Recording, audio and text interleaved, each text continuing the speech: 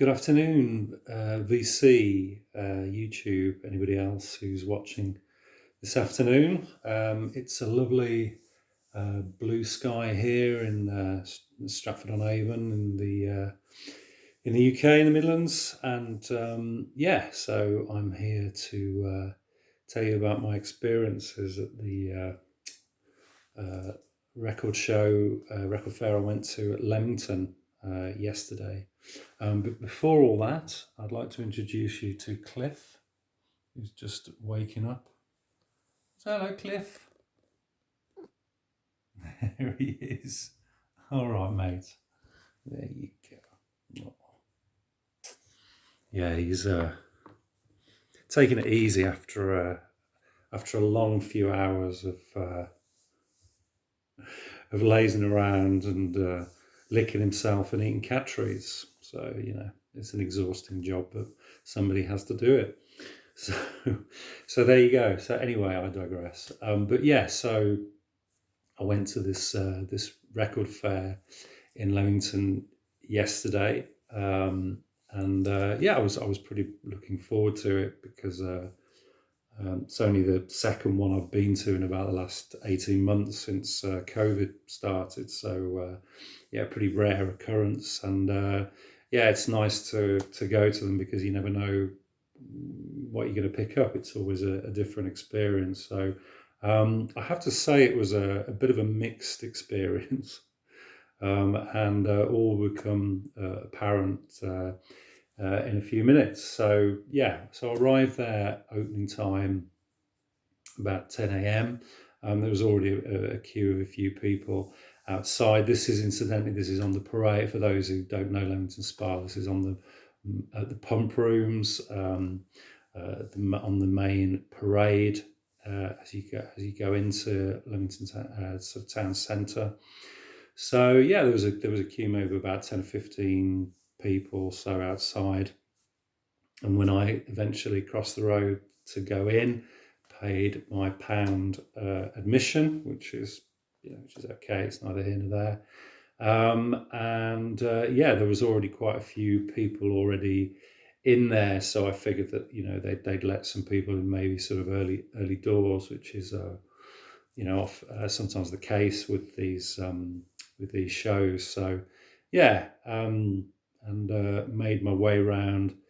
The first 3 or 4 tables were just absolutely rammed, and there are quite a lot of cheapy kind of bins, but I couldn't get anywhere near them. So I went over to a lady seller at the end of the hall and started flicking through, and she had some interesting titles. What in the first instance looked like quite nice original copies of some sort of classic albums that some of which I'd never had in my collection, but were kind of on my sort of wants list. I've long just not bothered with wants lists, to be honest with you, because I so rarely end up usually getting records off it. Particularly when I go to fairs, I will think, oh yeah, I'm going to get that one. Yeah, I'll cross that one off. And invariably you never end up doing that because you don't often see the records there, so you end up buying something completely random that you just see, and So, but a couple of them were, and one of the first ones I picked up was this record. Okay, so this is I think Rod Stewart's second or third album, Gasoline Alley from 1970 on Vertigo. I've seen this album, quite a lot over the years. I've actually had a copy on CD as well. I particularly like the first side of it. I've just never owned a vinyl copy or seen one that was in reasonable condition at a decent price. So this one was. The cover, as you can see, is pretty nice, with the gatefold. And I took the record out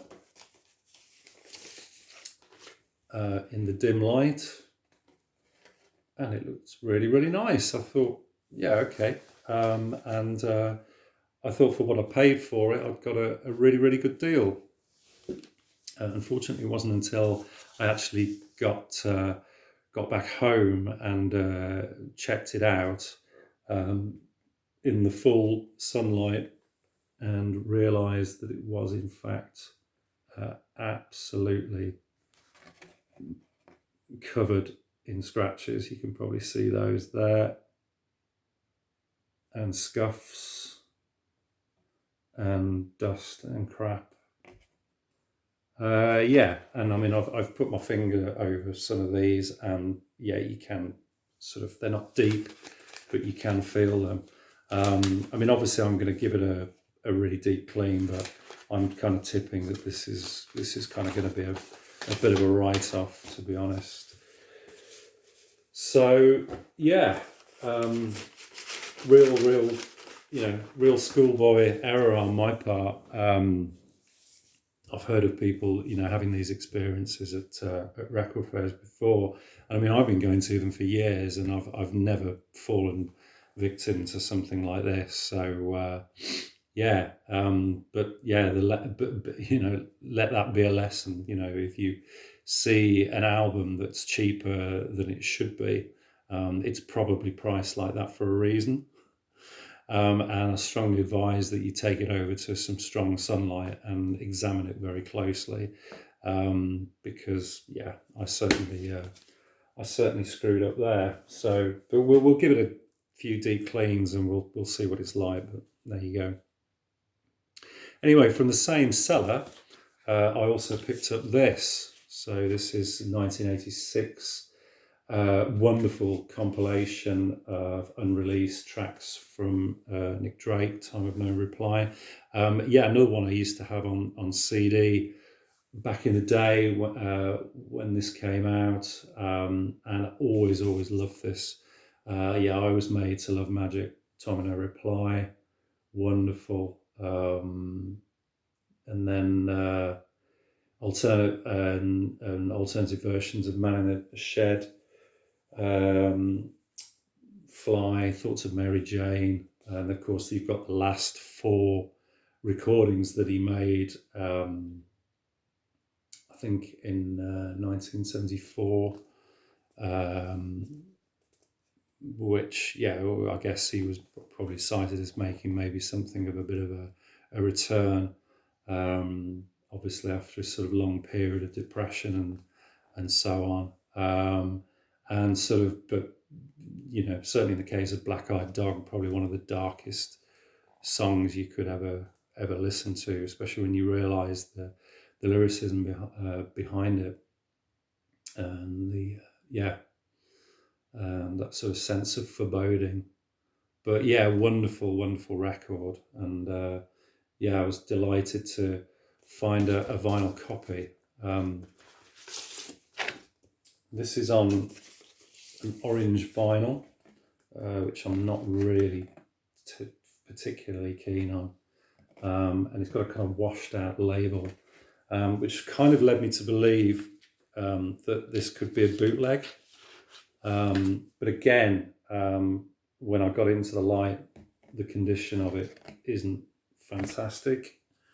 I have read online and on Discogs that I think this was an American import. So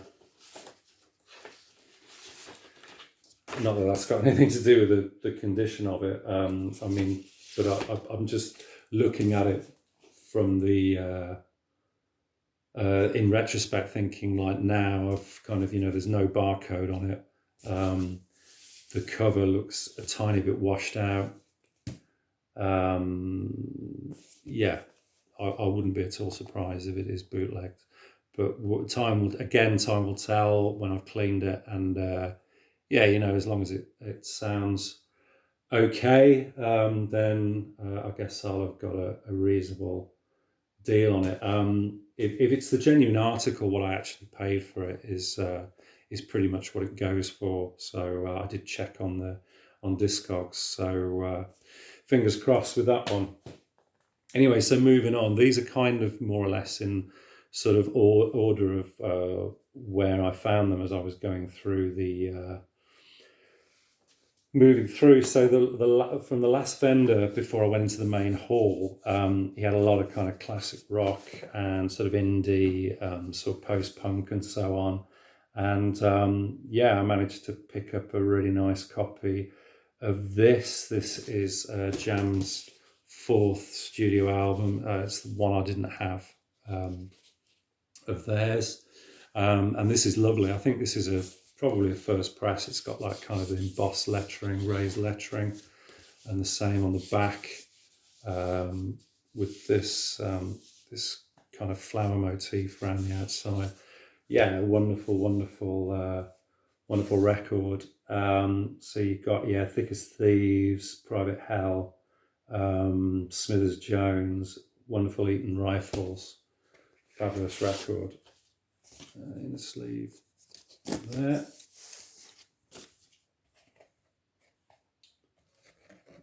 Custom label there.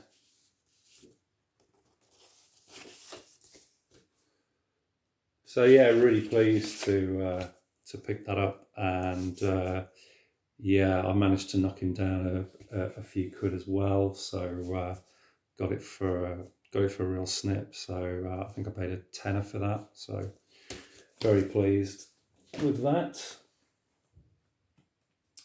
Then going into the main hall itself, found a guy seller who's had quite a decent kind of folk section, and flicking through and managed to come across this one. This is another one for my ISB collection yet again. This is Earthspan. So yeah, this is 1972. So again, obviously you've got still got Rose and Licorice here in the band. But obviously Malcolm the Maestro had joined as well. Malcolm Maestro, who of course was an actor before he got involved with the Incredible String Band.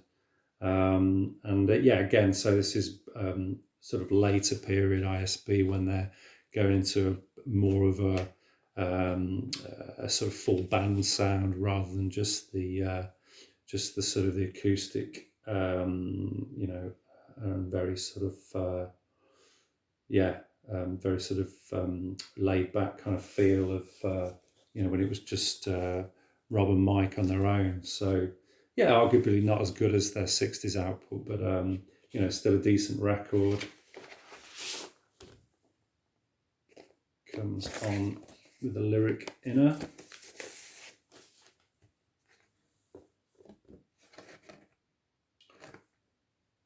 A little bit of dirt on the label there, but that will soon come off with a clean, so I'm not too worried about that. Sleeve and the record, other than that, seems to be in pretty good condition. And yeah, this was pretty cheap. I can't remember what I paid for this, but it was about 6 or 7 quid. So happy with that. And then moving down the line, really, really pleased to get this.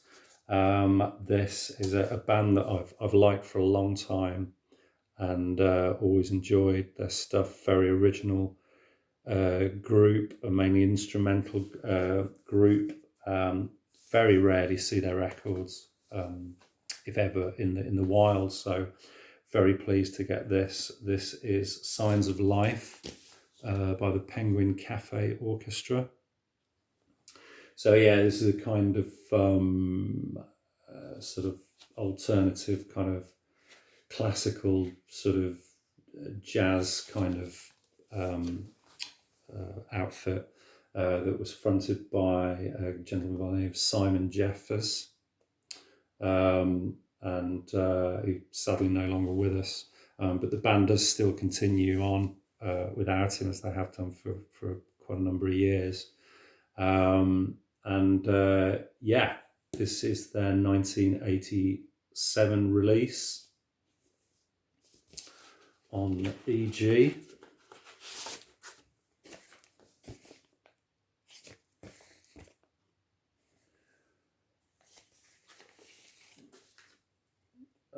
pretty dusty, but nothing that a decent clean won't sort out, I'm sure. So yeah,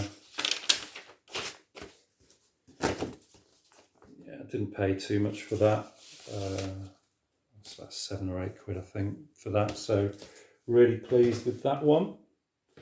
And then moving along, another one, the record that you see quite a lot is probably his most. It's the album of his that I see the most, although not this version. This is Roy Harper and Bull in the Ming Vase, which is the original UK title. This is a US version, which was titled One of Those Days in England, after the long track on side 2, or the suite, I should say. So yeah, 1977 album. Originally UK release was on Harvest. So this is, as I say, this is a US copy on Chrysalis. And yeah, I've not come across this before, so I was really pleased to pick this up. So this is actually £5. A bit of a sort of deletion hole in the corner there, as you often get with these, sort of thick cardstock sleeve. But yeah, decent condition, and yeah, this is a pretty good Roy Harper album. It's a band effort, so it's not, it's very much not Roy just on the acoustic guitar. You've got a full band playing as well. Yeah, I really like this record. I think it's pretty accessible for Roy. Very upbeat. These Last Days, Cherishing the Lonesome, I love. Naked Flame. The kind of ridiculous humour of Watford Gap, which is about an eatery on the in Watford, where he actually used to frequent after going to see football matches and stuff, I think, and he was subsequently sued for. So there were kind of later issues of this, which I think have a song called Breakfast for One on, where the song was actually replaced. That song isn't particularly great. So but most of the copies that are out there seem to still have that song on it. So, but yeah, very pleased to pick that up for a £5. So, okay, a couple more. This one is an album that I heard when it came out in the mid-80s, and was a big favourite of a friend of mine who used to just play this over and over again. It was a time when this kind of new age music was coming out, very much in the kind of feel of kind of Windham Hill Records, I guess. So, but this was a real departure for her. This is an album called Voices by Claire Hamill. So Claire Hamill, yeah, she's a folk artist from Middlesbrough that kind of came to prominence in the early 70s. I think her first album was 1971. She appeared on the Whistle Test a couple of times here in the UK. It's a show introduced by Bob Harris, where she actually appeared twice. Very much folky in the sort of feel of Joni Mitchell. And then later, in 1974, she had an association with Ray Davies of the Kinks, who I believe she supported, and was actually produced an album called, recorded an album called Johnny's, Stage Door Johnny's. That's it. I couldn't remember it. Brain fart. And which is very much a kind of boogie, kind of bluesy, folky kind of album. Not bad. but it was the first album that was recorded on Ray Davies's Conch label. So yeah, obviously that sort of marked a sort of mid sort of period in the 70s of her sort of folky, more band orientated sound, which she continued with until the end of the 70s, and then she had an association with Wishbone Ash and Yes. She actually toured with a tribute band um, for Yes for a while. And then I think she had a bit of a collaboration with Gary Newman in about 1984 and got into some kind of electronic music. In 1986, she produced this album where she kind of moved to the country and had her own studio. And she was actually encouraged to do this, basically because of the sort of upcoming interest in sort of new age music, and like I say, very much in that kind of sort of Windham Hill kind of very kind of bucolic, sort of almost folky kind of style, but with sort of electronic treatments, keyboard, but essentially just her voices, hence the title.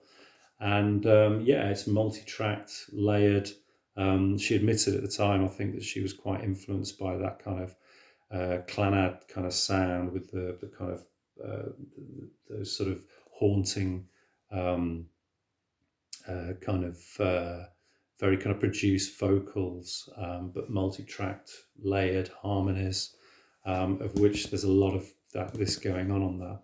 And it's kind of split up into 4 sections. So you've got spring, summer, autumn, and winter, for those not familiar with this record. But there's some really lovely highlights. Awake and Lark Rise, which I think was used for, I think, a program that the BBC did in the mid-80s, which was a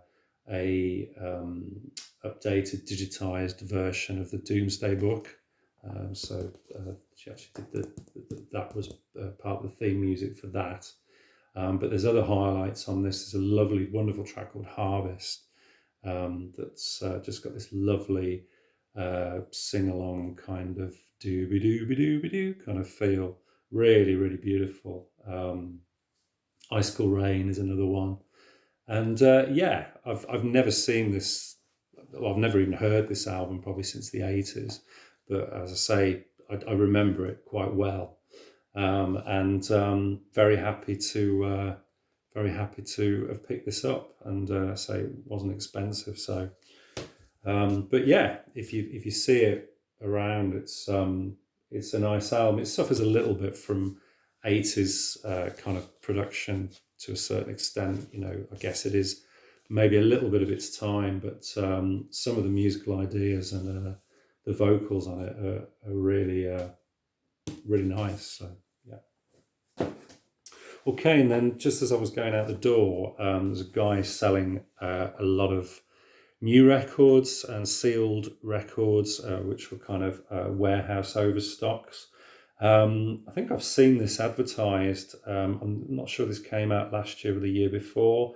This is Pentangle, live on air 1967 to 69. So this is London Calling original radio broadcasts. And yeah, it's a kind of compilation of TV appearances and radio appearances, live sessions. So you've got Top Gear from 1967 doing Sweet Child, and then Top of the Pops performances, In Your Mind, I Love the Last Sauvé. There's also a session with Jackie McShee and John Renbourn from 68. Then yeah, more Top of the Pops, and from 1969. Yeah, really, really, really nice. So it's been remastered, but I've got no idea how it sounds. I've never heard this record. But yeah, limited edition, coloured vinyl. It's in a kind of flip back sleeve, which is nice. And it's got a full colour insert with background notes and images. So that should be a really nice package. And yeah, I mean, it was. I think I paid a tenner for this. So yeah, really pleased to get that, and hopefully that'll sound decent. So that's it, guys. So yeah, a bit of a mixed bag as usual, and a kind of mixed experience overall as well. Like I say, I was a little bit cheesed off with myself, that Rod Stewart album. So, but yeah, teach me to be on the ball next time and not be so hasty. So let that be a lesson. But there you go, guys. So I hope you enjoy the rest of the weekend. Looks like a lovely afternoon. I'm going to be taking my son to an open air bar called The View later, where we'll have a couple of Cokes and a plate of chips probably, and a bit of a catch up. So there you go. So enjoy the rest of the day, and I'll see you all again soon. Cheers. Take care. Bye bye.